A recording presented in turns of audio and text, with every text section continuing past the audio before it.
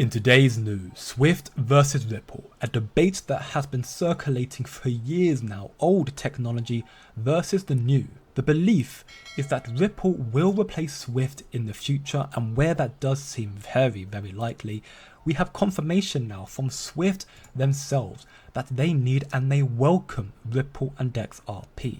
It seems that this now may be your last chance to buy cheap XRP before it explodes in value. First, we have this post here from Chad Steingraber. The CIO, the Chief Innovation Officer of Swift, has openly stated that there will be more than one unified ledger, that just a messaging system, which is what Swift is not enough for this new monetary evolution. Take a listen. Important distinction. We love the ideas of the unified ledger. We love the idea of moving kind of beyond messaging. We think that there's real drivers for that. Tokenization is a really important part of that. So as the world becomes, looks at new digital assets, new digital currencies, whether it's a CBDC or it's a tokenized commercial bank deposit, there's drivers for change, and there's good reasons to do that. And we think there's multiple ways to do that. The unified ledger, even though it's unified, I think we can all safely say there's probably going to be more than one. There might not be 1,000, but there's going to be more than one, and I think everybody easily agree that's healthy. So this is confirmation that there will be several DLT networks that interconnect and move value seamlessly across chains around the world. So you may have Swift in charge of one sector, Ripple's interledger protocol in charge of another, and then even XLM, Quants or HBARS protocols focusing on something else entirely, but all together helping to create this internet of value. As proven in this clip here, Swift versus Ripple, messaging versus messaging settlement. Listen closely. Swift does messaging with a large data payload in the ISO 20022 messages, but it doesn't do settlement.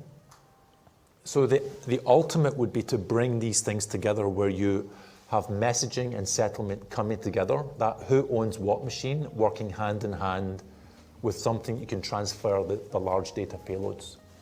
The second thing that I would say is Swift is primarily a messaging layer, so it moves messages or information from point A to point B.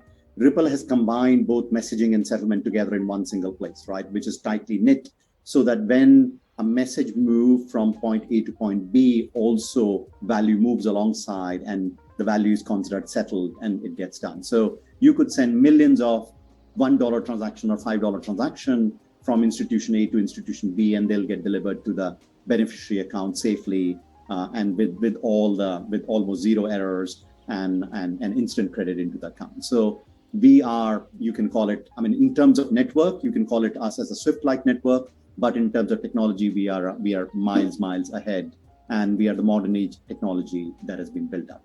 In addition to this video, Ripple's Chief Technology Officer David Schwartz commented in the past, stating that if Swift wants to fix payments for us, that's great. It's one less thing that we have to do. So it's entirely possible that Swift will still coexist in this new monetary system, and evidently Swift are confirming that they are welcoming and that they need Ripple and XRP. However, just like everything that is too old, sooner or later it will need to be replaced. Sooner or later Ripple will completely abolish, cannibalize and replace Swift. The general manager of the BIS, Augustine Carlson, confirmed recently, using the analogy of the DC-9 aircraft created in 1965, that eventually you'll need to throw it into the garbage and get a completely new aircraft, a new, more modern DLT system, because it's a more cost-efficient alternative than spending millions, if not billions of dollars every single year trying to upgrade the old system. Furthermore, we have this video here from Quant CEO Gilbert Verdian, who reaffirms the theory, and we are now witnessing the obsolescence of the Swift system over a period of time. Pay close attention. I think, with any technology, it evolves based on business need. So yes, we've seen different systems that have been running for 30 years and they're still running, and they might continue to run for another 30 years. But those systems have been so critical because they're deemed national infrastructure, that they're so critical to a process. It could be pre-trade, trade, post-trade. It's very difficult to replace those. So they will have their place, and they will be integrated into whatever else we're building in terms of infrastructure. But eventually, what will happen is they will reach a point where it's too costly to reinvest into that system or to run that system, and then we'll see examples of coexistence happening where that similar functionality can be done on a new modern system on a different technology stack that is more future proof. And then you'll see that evolution and the transition of volumes from the legacy to the new, and eventually the legacy can be decommissioned and retired. So we are seeing that evolution. It is quite natural in technology for that sequence to occur. So this future seems inevitable. Even the mainstream media are talking about XRP without even mentioning XRP, even they understand the need of a bridge currency. Listen closely. No, I would agree, because we haven't yet made the jump where there is institutional buy-in. And I like to use the example, if the Bank of Mitsubishi in Tokyo needs to transfer $100 million worth of yen to the New York branch and convert it to dollars, you need $100 million worth of yen in Tokyo and $100 million worth of dollars in New York. You're tying up $200 million in capital. If you can attach that to a coin, it simultaneously, so the bank frees up half the capital. That's a big deal. But we haven't made that jump yet. Yeah, but it looks like it's coming, doesn't it? I think so. Okay. So, as it stands, seemingly Ripple will work hand in hand, coexist with Swift until Ripple eventually cannibalizes them. And it seems that actions are now currently being taken in preparation for XRP's inevitable takeover and price explosion. We can see from Edward here, starting the 28th of May, just 10 days from now. Binance Futures will discontinue support of XRP, which is very odd timing considering XRP and Ripple are about to conclude their 3-year-long legal battle, coming out victorious potentially with a settlement deal and explosive adoption in the United States finally. So this may be an attempt to prevent retail investors, prevent people like you and me from opening massive long positions when XRP takes off.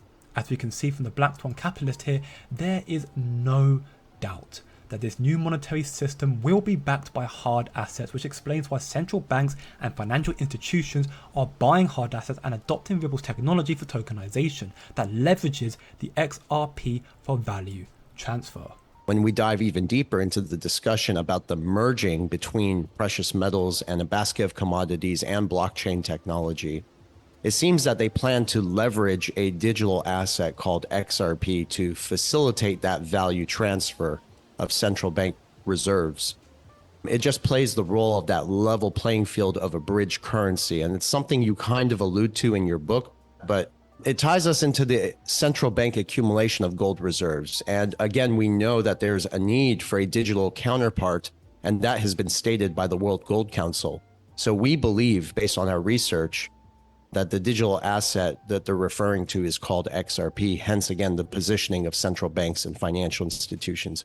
Notice how this document about Ripple from the IMF is still on their website. Furthermore, notice how this paper here from the IMF explores using Ripple's Interledger protocol and Stellar's compliance protocol as DLT-based solution. These are papers, resources provided by the biggest and most powerful institutions in the world, and they are actively talking about these crypto projects that are providing real world value, that are solving real world issues, that have real world utility like XRP and XLM. The Bearable Bull recently stated with 100% positive energy that I'm so bullish on XRP for 2024, you can't even imagine. The last time I've seen so much content of Ripple coming out was back in 2017-2018 when prices were beginning to soar. And as proof of that, we have this new video from Ripple talking about their mission to build breakthrough crypto solutions for a world without economic borders, to be the bridge, to be the foundation for this new monetary financial age. And with so much development coming out, a lawsuit verdict just weeks away, blockchain being incorporated into the new financial system, institutional investment into crypto, and Ripple's inevitable collaboration and cannibalization of Swift, XRP's value is going to go parabolic to the moon in the years to come. And seemingly, Binance are ready for this and don't want you to take all of their money. So don't look short term, think long term. And I'll see you in the next one.